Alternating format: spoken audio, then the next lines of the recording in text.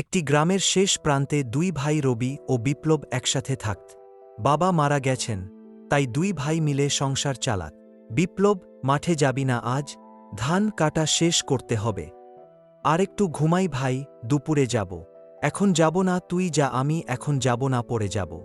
তোমরা যদি একসাথে কাজ করো, সংসার চলবে ভালো করে, না হলে চলবে না, তাই একসাথে কাজ করো, মিলে মিশে।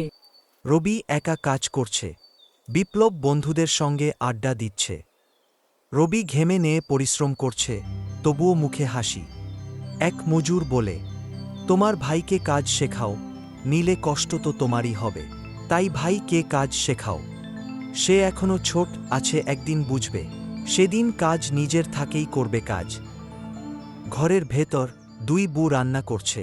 রীতা, বিপ্লবের স্ত্রী। সব খরচ আমরা দিই কেন?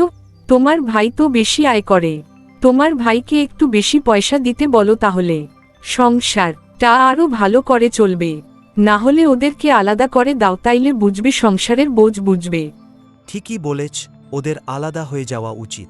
কি বলছ মা, আলাদা করে দেব কি? তুমি কি বলো? আমি আর কি বলবো, যেটা ভালো বুঝো সেটা করো। এই কথায় রবি ও মায়া কষ্ট পায়, কিন্তু কিছু বলে না। রবি ভাবে, ভাইয়ের সুখ থাকলে দূরে থেকেও ভালো। রবি ও বিপ্লব দুই ঘরে ভাগ হয়ে গেছে। বিপ্লব বুঝতে পারে আলাদা হওয়ার পর সংসার চালানো কত কঠিন। রীতা ঝগড়া করে, টাকা পয়সা কম, ফসলও নষ্ট হয়। অন্যদিকে রবির সংসার পরিশ্রম ও ভালোবাসায় চলছে শান্তভাবে। বিপ্লব অসুস্থ হয়ে পড়ে, রীতা কাঁদছে। তার 1 ঘন্টা পর রবি ছুটে আছে ছাতা নিয়ে ও ওষুধ নিয়ে। ভাই, রাগ করেছি ঠিকই, কিন্তু ভালোবাসা কখনো শেষ হয় না। ভাই, তোমার মতো মানুষ খুব কম। আমি ভুল করেছি, আমায় ক্ষমা করে দিও, আমি বুঝতে পারিনি, আমাকে যদি পারো ক্ষমা করে দেবে। না না, ঠিক আছে, এটা তোমার বুঝার সময় ছিল, তাই তুমি বুঝলে। রবি, বিপ্লব, মায়া, রীতা সবাই একসাথে রান্না করছে। দুই ভাই আবার একসাথে হয়ে গেল। ভালোবাসা আর সহানুভূতি থাকলে সংসারে সুখ আসে। অহংকার যতি আসুক, ভাইয়ের সম্পর্কের বন্ধন যেন না ভাঙে। সবাই একসাথে বসে খাচ্ছে। ভাই ভাই মিলে থাকলে সুখে কাটে দিন রে।